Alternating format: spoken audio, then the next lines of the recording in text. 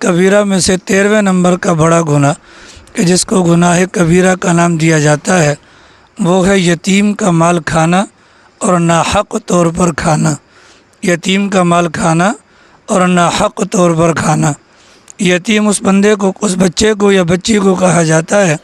کہ جس کی والدہ کا انتقال ہو جائے یا والد کا انتقال ہو جائے اور ابھی تک یہ بچہ یا بچی بالغ نہ ہوئے ہوں، ان کو یتیم کہا جاتا ہے۔ اب ظاہر ہے جو یتیم ہوگا تو یتیم کسی نہ کسی زیر سایہ رہ کر اپنی زندگی گزارے گا۔ عام طور پر ہوتا یہی ہے کہ خاندان کے لوگوں میں سے یا علاقے کے لوگوں میں سے کوئی بڑا بن جاتا ہے اور اس یتیم کی کفالت کی ذمہ داری اٹھا لیتا ہے، تو جو یتیم ہوگا اس کے پاس مال پانی بھی ہوگا، بھلے وہ ماں کی طرف سے ملے یا باپ کی طرف سے ملے۔ تو جو یتیم کا کفیل بنے گا، کفالت کی ذمہ داری اٹھائے گا، تو یتیم بھی اس کے پاس جائے گا، تو یتیم کا مال بھی اس کے پاس جائے گا۔ تو جب یتیم کا مال اس کے پاس جائے گا تو جاہلیت کے زمانے کے اندر یتیموں کے ساتھ بڑا ناروا سلوک اختیار کیا جاتا تھا۔ یتیموں کے مال کو کھا لیا جاتا تھا۔ یتیم اگر بچی ہوتی تھی اس کے حقوق کو سلب کیا جاتا تھا، لہٰذا مال کو کھانے کے بہانے بھی مختلف ہوا کرتے تھے اور ان کی ذات کے ساتھ بھی بہت برا سلوک کیا جاتا تھا۔ شریعت مطہرہ نے، اللہ تعالیٰ نے قرآن کریم کے اندر مسلمانوں کو پابند بنایا۔ ان الذین یأکلون اموال الیتامی ظلما، کہ جو لوگ یتیم کا مال ناحق طور پر کھاتے ہیں، ظلماً کھاتے ہیں، تو ایسے لوگ اپنے پیٹ کے اندر جہنم کے انگارے بھر رہے ہیں اور عنقریب وہ شعلے مارتے ہوئی آگ کے اندر داخل ہوں گے۔ یہ بات کہنے کی وجہ کیا ہے کہ یتیم ہے اور اس کا سرپرست موجود نہیں ہے، وہ یتیم ہے، نابالغ ہے، اپنے مال کے بارے میں جانتا نہیں ہے، یتیم ہے، دوسروں کے رحم و کرم پر ہے۔ اس موقع پر اگر کوئی بندہ اس کے ساتھ زیادتی کرتا ہے تو یہ بہت بڑی زیادتی تصور کی جائے گی۔ چنانچہ رسول اکرم صلی اللہ علیہ وسلم نے فرمایا، معراج کی رات میں میرا گزر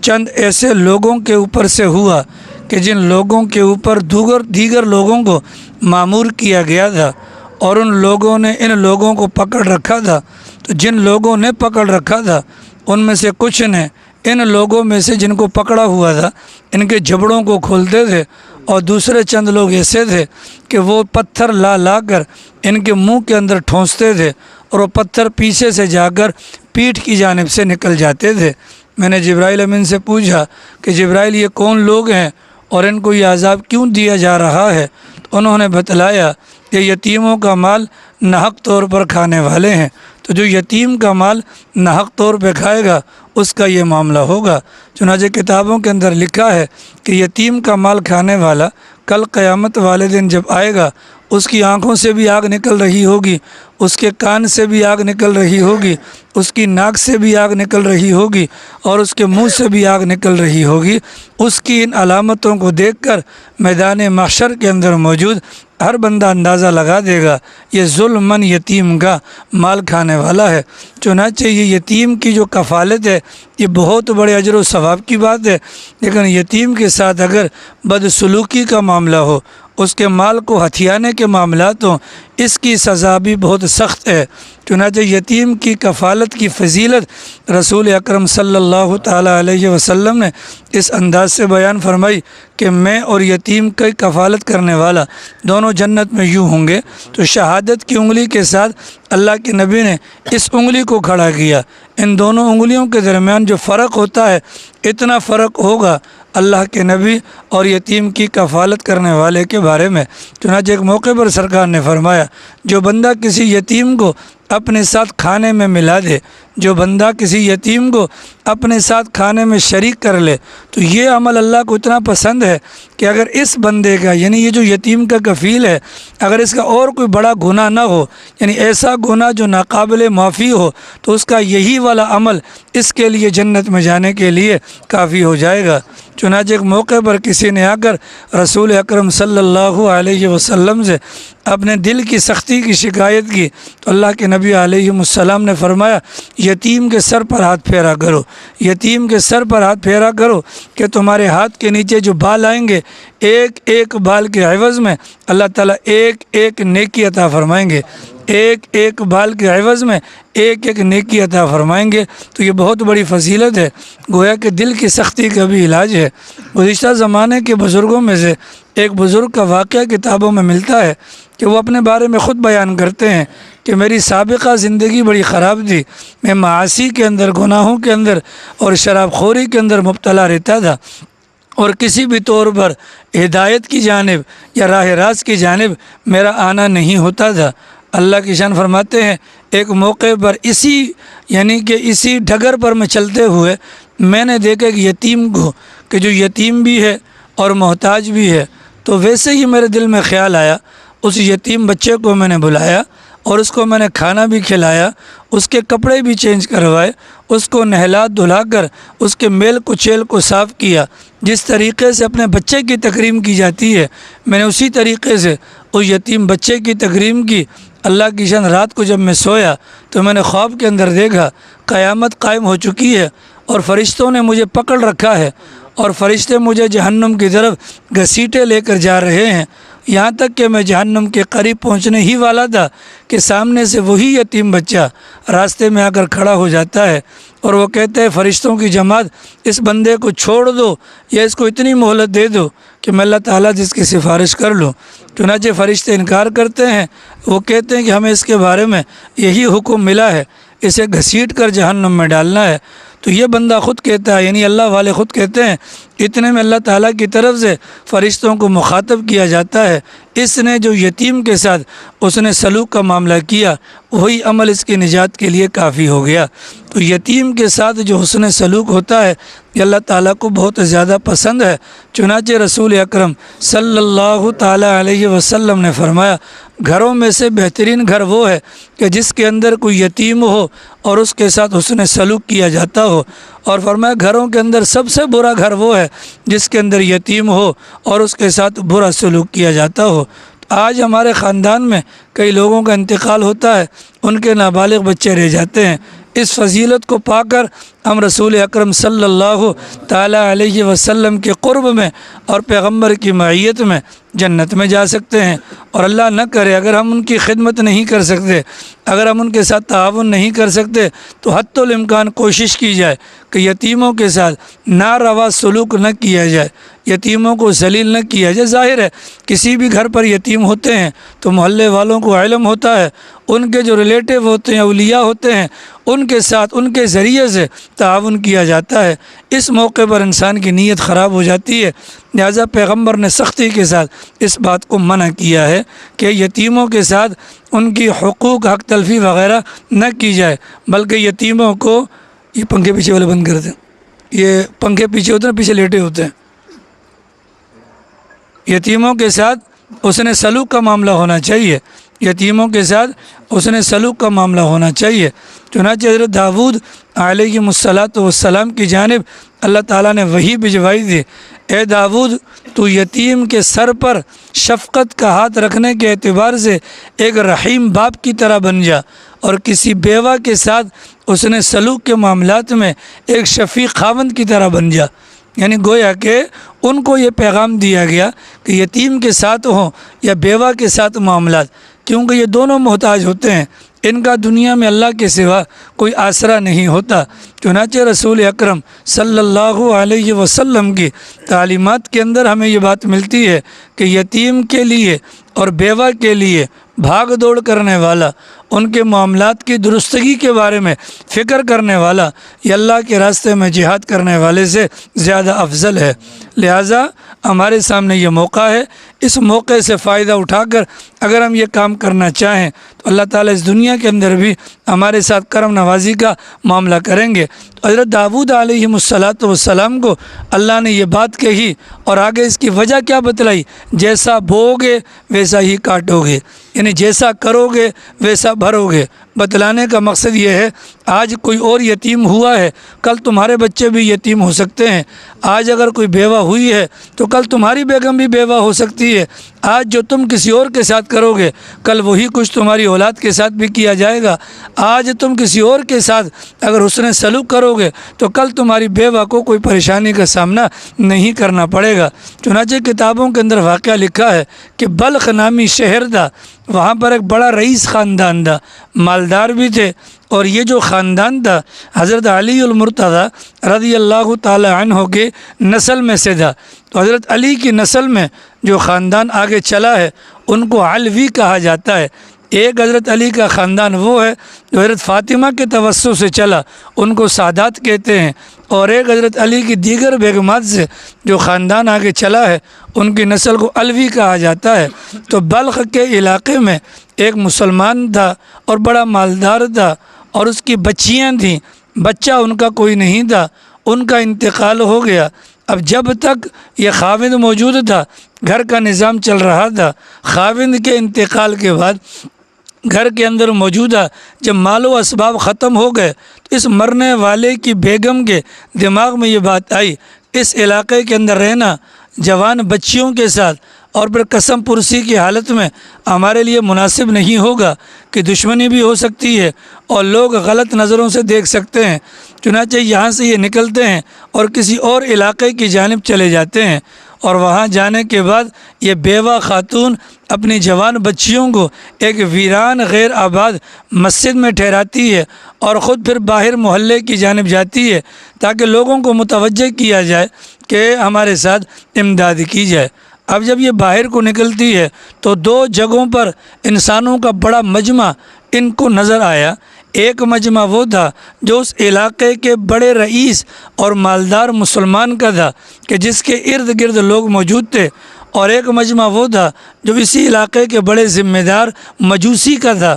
کہ اس کے ارد گرد وہاں کے لوگ موجود تھے۔ تو یہ خاتون مسلمان تھی، اس بنیاد پر اس نے سوچا پہلے مسلمان کے پاس جانا چاہیے۔ چنانچہ مسلمان کے پاس جاتی ہے اور مسلمان کو جا کر اپنا دکھڑا سناتی ہے، فلاں علاقے کے رہنے والی ہوں، جوان بچیاں ہیں غیر آباد مسجد کے اندر، ان کو ٹھہرا کر آئی ہوں تمہارے پاس امداد کے لیے، کھانے کو کچھ نہیں ہے، رات گزارنے کو مقام نہیں ہے، اور ہمارے سر پر شفقت کا ہاتھ رکھنے والا کوئی نہیں ہے، لہٰذا ہماری امداد کی جائے۔ تو وہ جو مسلمان تھا اس مسلمان نے اس آنے والی علویہ خاندان حضرت علی کی نسل سے آنے والی اس خاتون سے کہا کہ تم یہ جو کہہ رہی ہو کہ تم شریف زادی ہو، مطلب علوی خاندان سے ہو، تمہارے پاس کوئی ثبوت ہے؟ تو اس خاتون نے کہا اس پردیس کے اندر ہمیں جاننے والا ہمارا کوئی نہیں ہے جو ہمارے لیے گواہی دے سکے۔ اس موقع پر اس مسلمان نے اس خاتون سے منہ موڑ لیا، اس کی امداد نہ کی، تو یہ خاتون یہاں سے مایوس ہو کر چلی جاتی ہے اس مجوسیوں کے گروہ کے پاس، اور وہاں پر جانے کے بعد اس مجوسی کو جا کر کہتی ہے کہ میں مسلمان ہوں اور مسلمانوں کے پیغمبر محمد الرسول اللہ کے چچا زاد بھائی علی المرتضیٰ کے خاندان سے ہوں، میرے خاوند کا انتقال ہو گیا ہے، بچیاں جوان ہیں، قسم پرسی کی وجہ سے مجھے ہجرت کرنا پڑی ہے، فلاں مسجد ہے جو غیر آباد ہے، میری بچیاں وہاں پر موجود ہیں، تمہارے پاس آنے سے پہلے میرا مسلمان اس ذمہ دار کے پاس جانا ہوا تھا پر اس نے منہ موڑ لیا، اب تم سے امداد مانگتی ہوں۔ چنانچہ اس مجوسی نے اس موقع پر اپنی گھر والی خواتین کو اس مسجد کے اندر بھجوایا، ان کی بیٹیوں کو لے کر اپنے گھر کے اندر پناہ دی، ان کو کپڑے بھی دیے، ان کو کھانا بھی کھلایا، اور اس کے بعد رات کو قیام کے لیے بھی انتظام کیا۔ اللہ کی شان، رات جب آدھی گزری رسول اکرم صلی اللہ علیہ وسلم کے خواب کے اندر اس مسلمان کو زیارت ہوتی ہے۔ جب مسلمان کو زیارت ہوئی تو مسلمان دیکھتا ہے کہ قیامت کا منظر ہے، قیامت قائم ہو چکی ہے، اور رسول اللہ صلی اللہ علیہ وسلم کے سر کے پاس ایک جھنڈا ہے، اور پیغمبر کے سامنے ایک محل ہے جو ہر قسم کی خوبصورت اشیاء سے مزین ہے۔ چنانچہ یہ بندہ یعنی جو مسلمان تھا، دن میں جس نے اس خاتون سے منہ موڑا تھا، یہ رسول اللہ صلی اللہ علیہ وسلم سے پوچھتا ہے، یا رسول اللہ یہ سامنے والا محل کس کا ہے؟ تو سرکار بتلاتے ہیں ایک موحد مسلمان کا ہے، مطلب ایسا مسلمان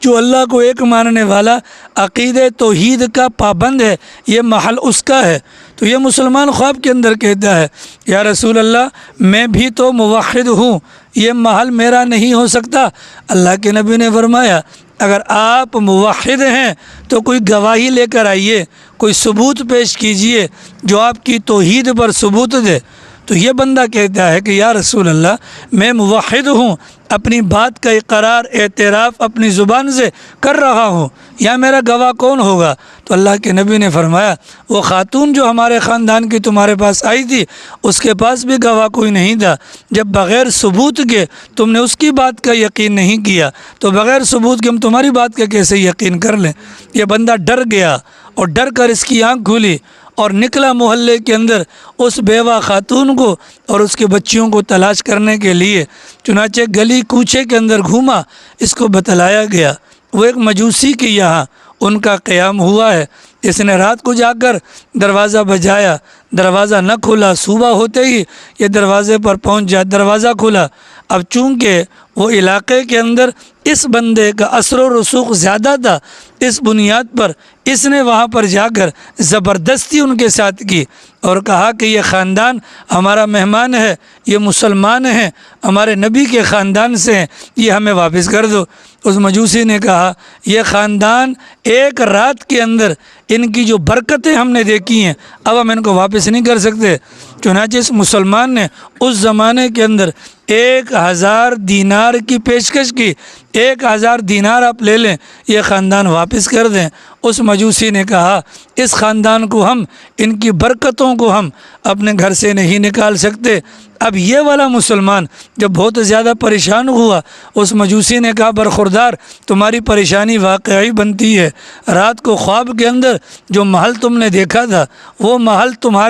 تم سے چھوٹ جانے کے بعد رسول اللہ صلی اللہ علیہ وسلم نے میرے نام کر دیا۔ اور اس مجوسی نے کہا کہ جب یہ خاندان رات کو آیا تو رات کو سونے سے پہلے ہمارا پورا گھرانہ ان کے ہاتھ پر کلمہ پڑھ کر مسلمان ہو گیا تھا۔ چنانچہ رات کو جب تم محل کے آگے کھڑے ہوئے تھے تمہارے پیچھے میں تھا، جب پیغمبر نے تمہیں منع کیا تھا تو مجھ سے پیغمبر نے کہا تھا یہ محل تمہارا ہے اور تم ازلی طور پر مومن تھے۔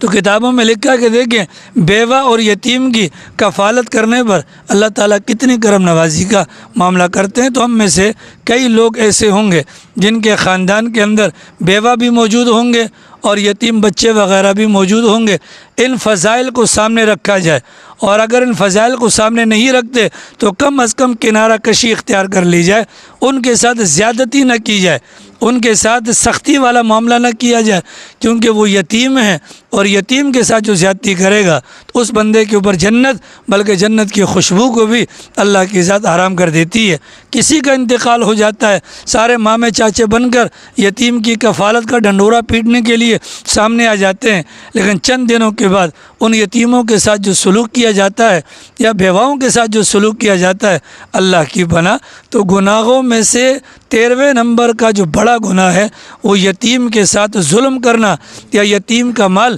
ظلماً کھانا۔ اگر کوئی یتیم ہماری زیر کفالت آتا ہے اور اس کا مال آ گیا تو ہم اپنی حیثیت کو دیکھیں۔ اگر ہم مالدار ہیں، ہمارے گھر پر ہانڈیاں پکتی ہے، الحمدللہ ہانڈیا سے ہمارا گزارا ہو رہا ہے، تو یتیم کے مال میں سے ہانڈیا کے اندر شریک نہ کیا جائے۔ وَمَنْ كَانَ غَنِيًّا فَلْيَسْتَعْفِفْ، اللہ قرآن میں فرماتے ہیں یتیم کا کفیل اگر مستغنی ہے، مالدار ہے تو یتیم کے مال کو استعمال نہ کرے، اور اگر وہ مالدار نہیں ہے بلکہ تنگ دست ہے، اپنے ذاتی حالات اس کے ایسے ہیں، اپنے بچوں کے روزی روزگار کے بارے میں وہ فکر مند ہوتا ہے، تو یتیم کے مال کو اپنے مال کے ساتھ ملا کر زیادہ سے زیادہ، ایک بندہ کتنا کھاتا ہے؟ ایک پلیٹ ہے، اب ایک پلیٹ الگ پکائے گا تو بہت زیادہ ضائع ہو جائے گا، لہذا اپنے مال کے ساتھ اس کے مال کو ملا کر اس کو کھلا لیا جائے، اتنی بات کی گنجائش ہے۔ لیکن جو ہی یتیم بالغ ہو جائے تو پہلی فرصت کے اندر ان کا مال ان کے حوالے کرنا